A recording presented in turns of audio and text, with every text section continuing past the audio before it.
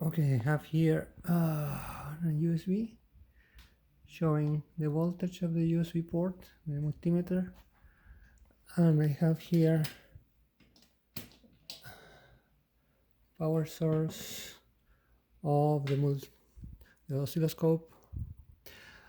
I wanted to measure, but it doesn't measure nothing, so I will just power on. It is in DC. I will turn on.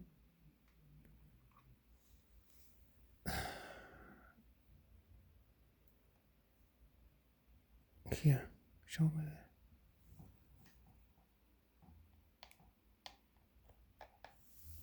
And doesn't measure nothing.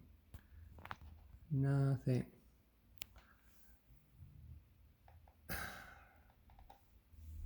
That's it.